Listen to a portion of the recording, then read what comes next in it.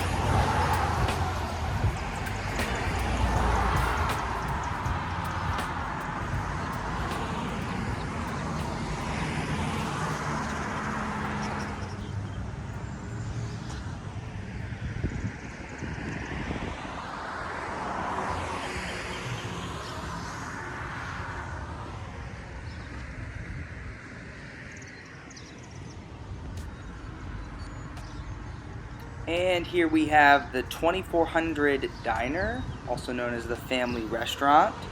And this is an authentic diner that was built in 1955. It's family owned and operated. And they serve breakfast, lunch, dinner, American, Italian, and Greek dishes, and homemade desserts.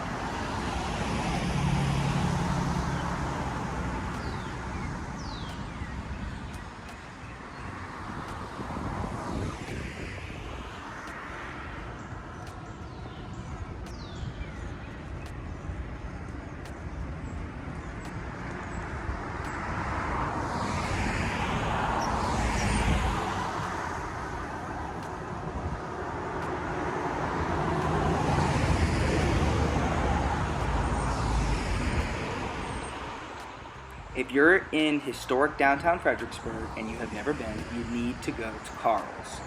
They are a staple here in Fredericksburg. They serve homemade frozen custard, and they actually only accept cash, so make sure you bring cash. You hit the ATM before you come, and make sure you're not in a hurry, because even though it's 10 a.m. right now and there isn't a line, you will see the line wrapped around the building almost every single day. Delicious ice cream. I actually recommend the pineapple shake. I know that's strange, but it is delicious, and it's actually the only place that I get a pineapple shake. So if you're there and that's your kind of thing, I recommend trying it out. One of the best ice cream places in Fredericksburg for sure. And here's the Mason-Dixon Cafe, and this is actually a unique place to get something to eat. It's a breakfast-centric dining experience that the chef that works there decided to combine the North and the South to create a unique dining experience.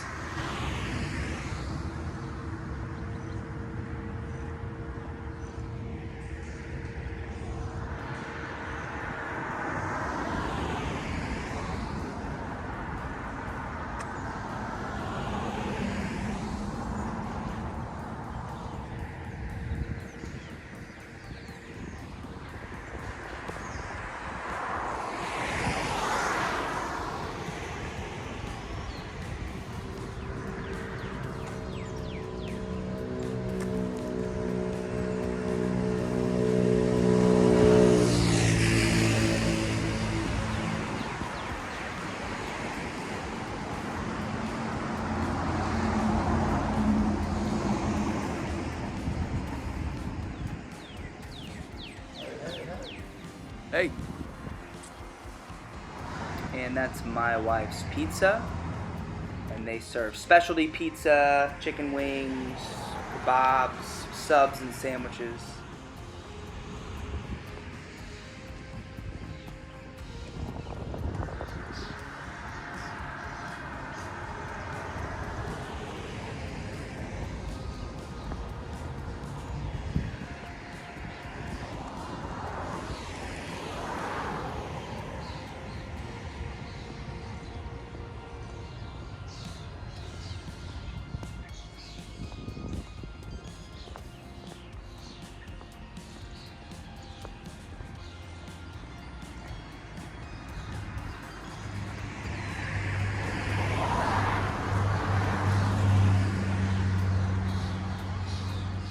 And here we are at the Canal Path, or also known as the River Heritage Trail.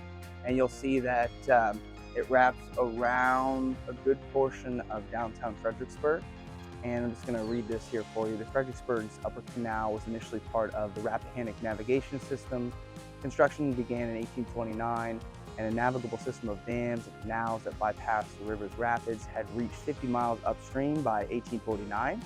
Canal boats carried agricultural goods and timber downstream and moved supplies and equipment upstream for a thriving gold mining industry.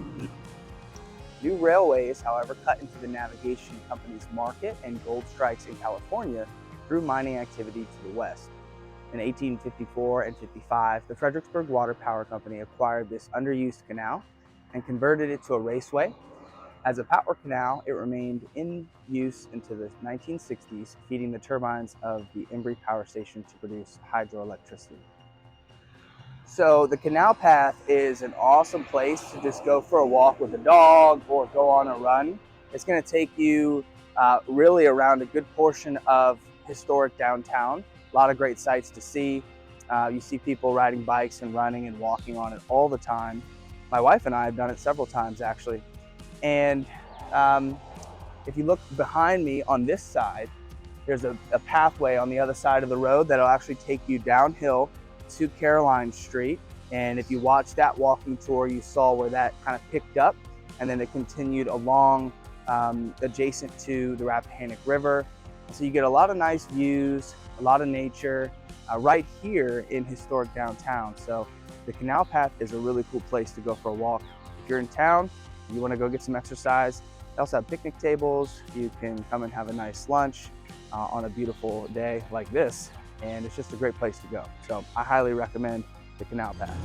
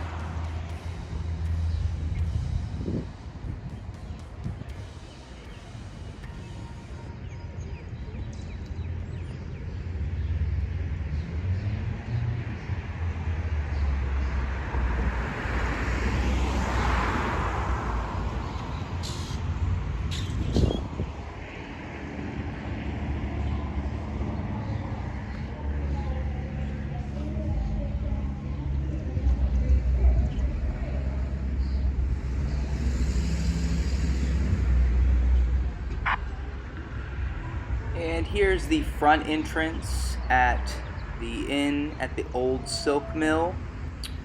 We discussed this a little bit when we did our tour of Caroline Street, but it is a wedding venue, event venue, and is really cool. They actually have a place for a retreat area, and it's an inn, so it's a nice place to stay, and it's a historic building, so it's pretty cool.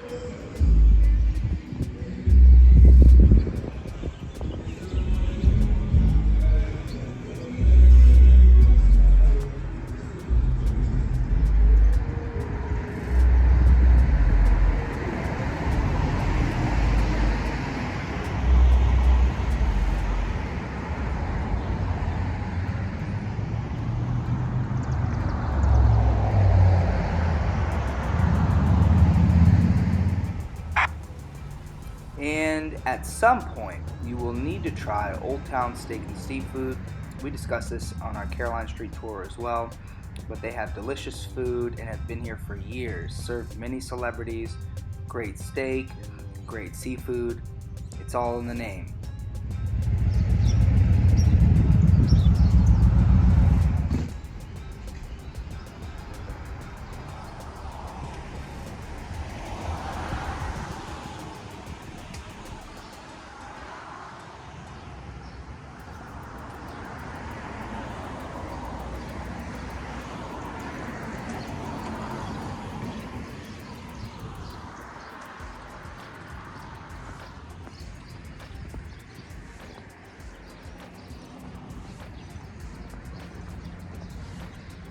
And here we have Haley's Honey Meadery. This is a newer spot that I'm actually dying to try. I haven't tasted it yet or came in, but they have homemade mead, and they offer sandwiches and different types of food, and it just looks really cool, so I want to check it out at some point. It is on the list.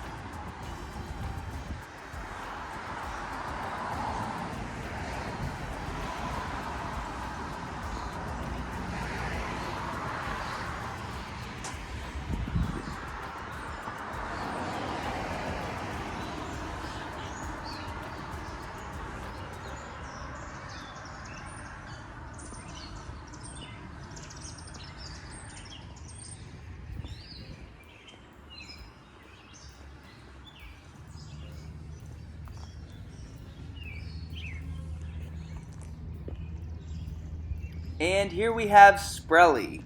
This is a really cool shop. They make gourmet nut butters like white chocolate, macadamia, peanut butter, and butterscotch, and different types of jellies and jams. And he's been doing business for quite a while in this area.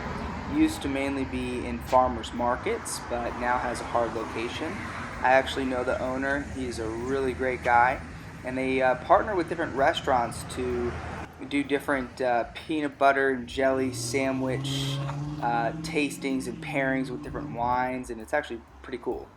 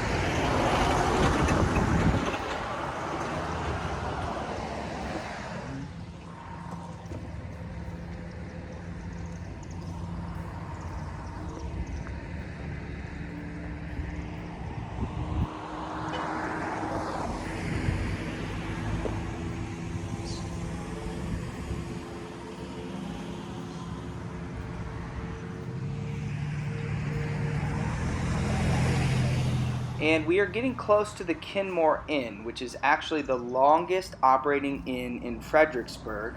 It was built in 1793 and it opened for business in 1932. Today it offers 9 unique guest rooms and is a sought after for event spaces, and of course is in walking distance to downtown Fredericksburg. The history of the property is pretty cool. It was originally purchased in 1742 by Colonel John Lewis, and then his son Fielding Lewis and his new bride Catherine Washington, which is the first cousin to George Washington, moved to 1201 Princess Anne Street, directly across the street of the Kenmore Inn. In 1750, Catherine died, leaving an infant son behind. Later that year, Fielding married Betty Washington, the only sister of George Washington, and then built for his new bride the mansion known as the Kenmore Plantation. The lot of the Kenmore Inn was sold in 1776 to the William Champ Carter family.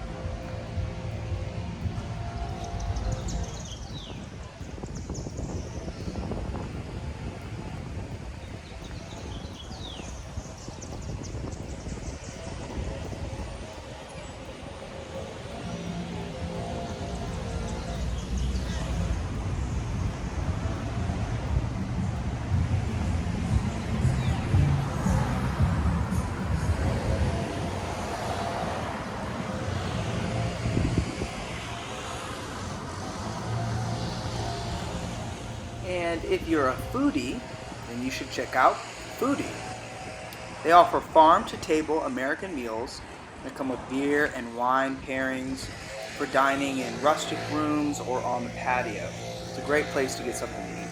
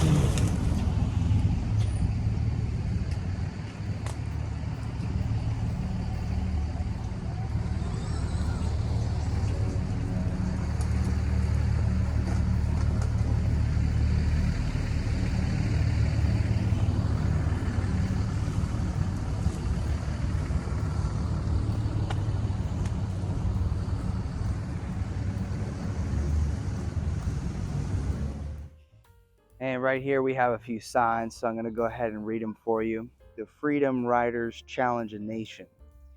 Anyone who said he wasn't afraid during the civil rights movement was either a liar or without imagination. I was scared all the time. My hands didn't shake, but inside I was shaking. It's from James Farmer, co-founder and director of the Congress for Racial Equality. Freedom Riders, including James Farmer, preparing to depart from Washington, D.C. And there's a picture.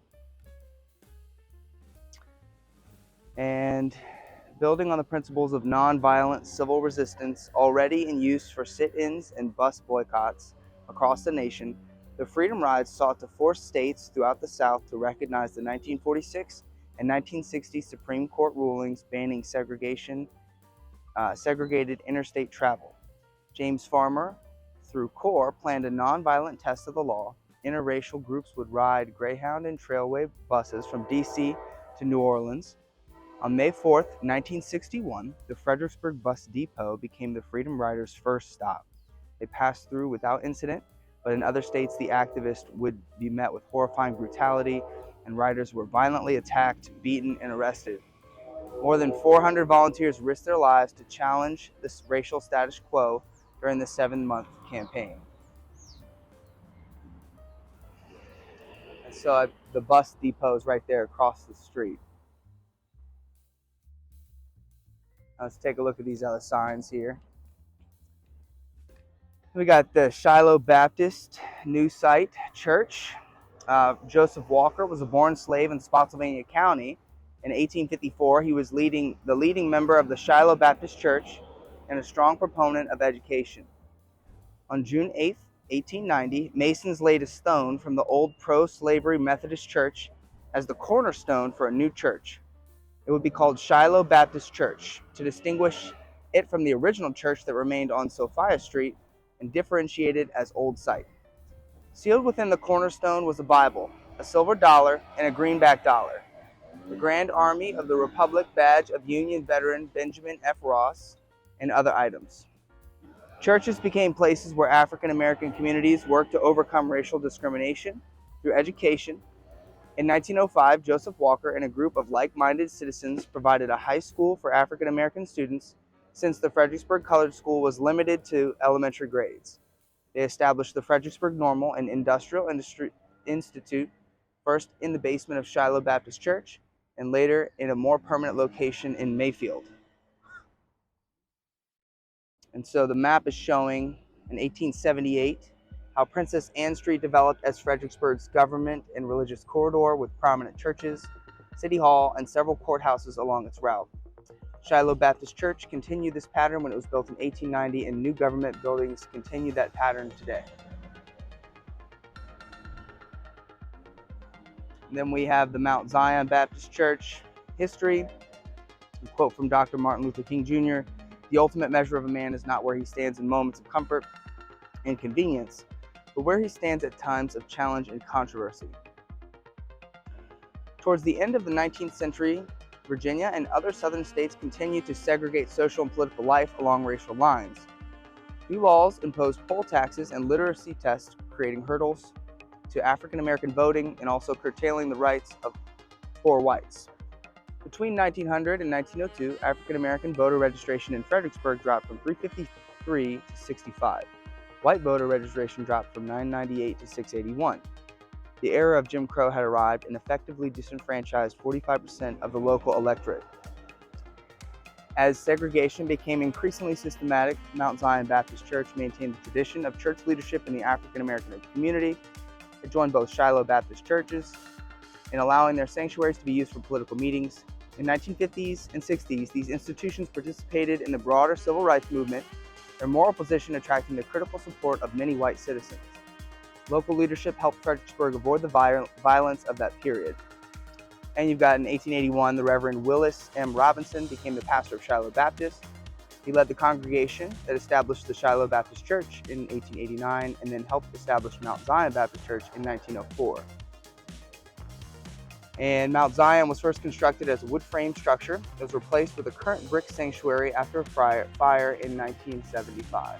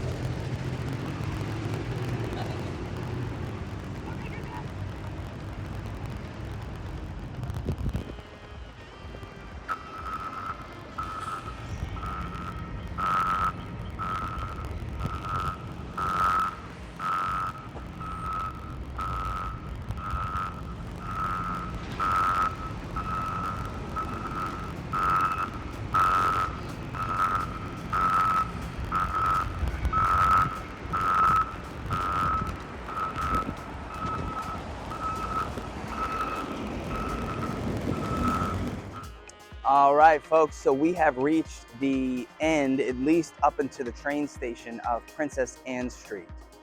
And it continues, it's just mainly residential homes after the train station. And I'm gonna do another video of the other side of the train station in the future. For now, we're just gonna focus on the main portion of Princess Anne Street, starting from Route 1 and coming all the way to the VRE station. So now we're gonna turn this ship around.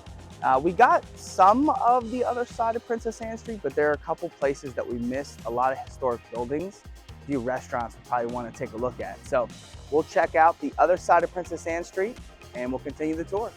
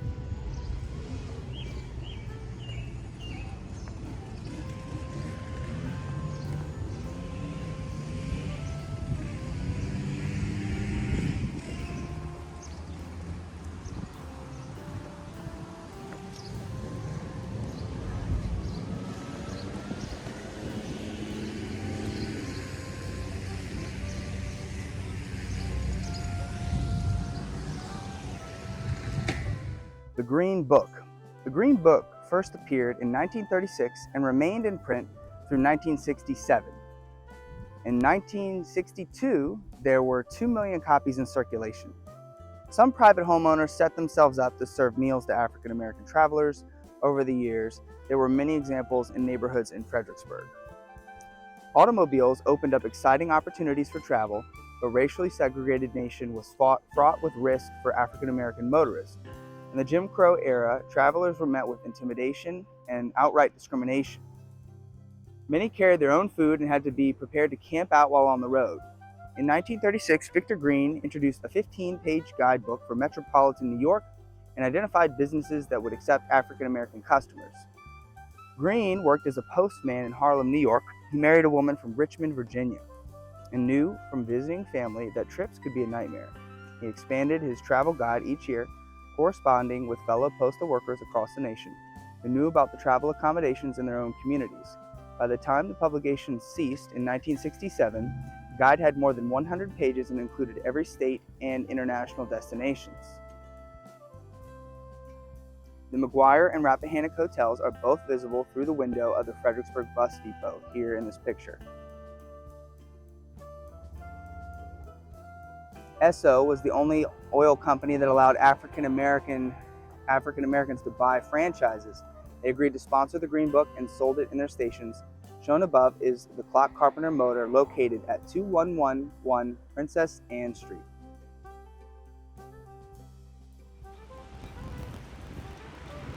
And here we have the Fredericksburg Fire Station.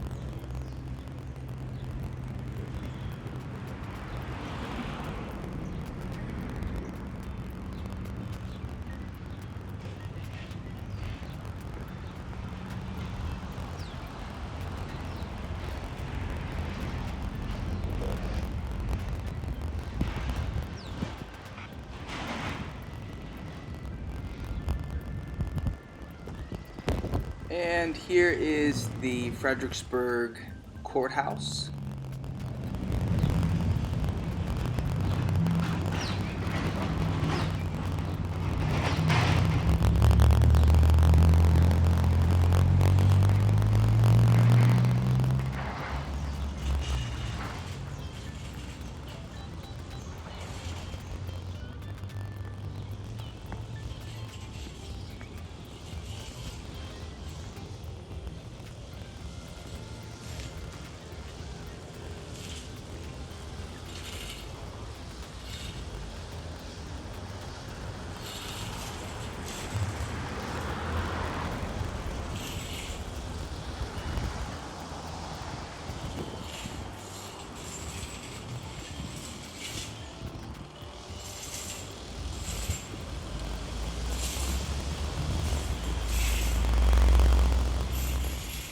And here is City Hall.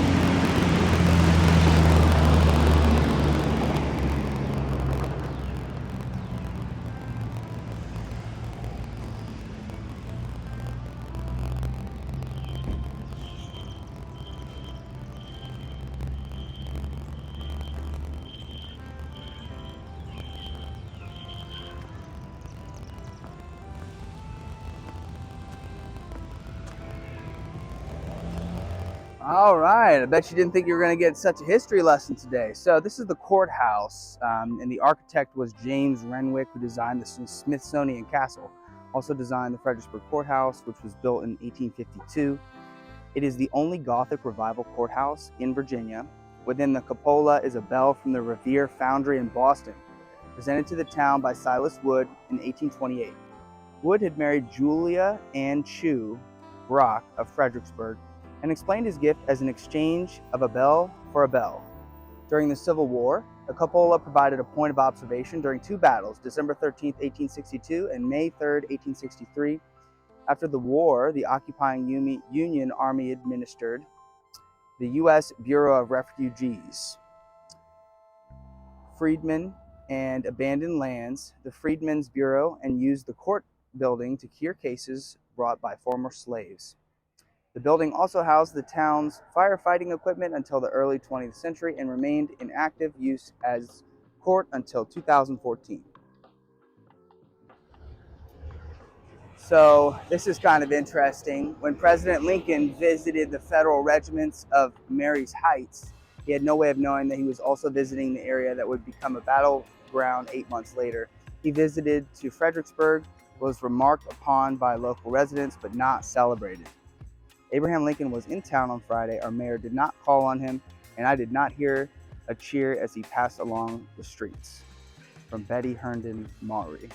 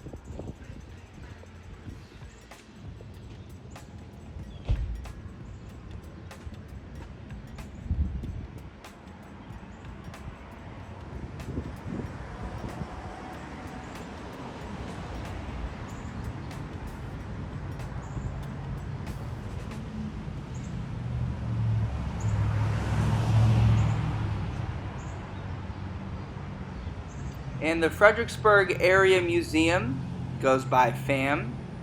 They host a lot of events, and they do it in the Market Square, which is pretty cool. And it's a cool little museum that you can learn all about the history of Fredericksburg. And maybe one day we'll do a video just of checking out the museum.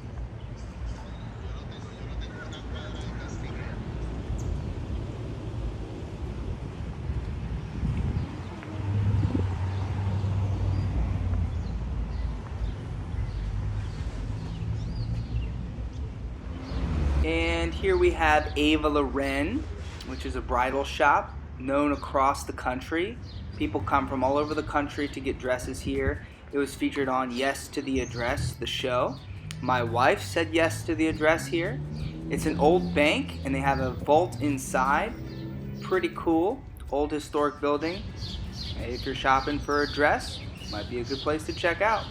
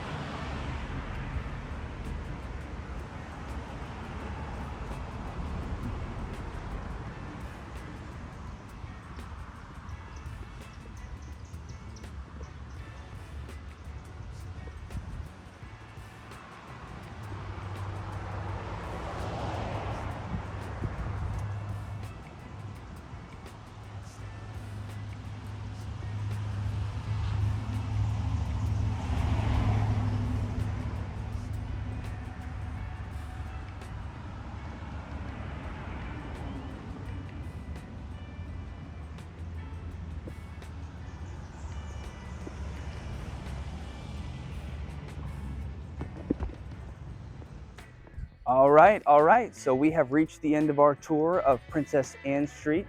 We have covered the entire street from Route 1 all the way to the VRE station and back. We saw a lot of cool things, and it is a beautiful day out here. So I really appreciate you coming along for the tour. Again, my name is Andrew Powers. I'm a local realtor and resident of Fredericksburg, Virginia. If you have questions, please consider me a resource. My phone number is included in the description. It's also included on my YouTube page. I also have links in case you want to check out some homes that are for sale in Fredericksburg, in case you're planning to move into the area.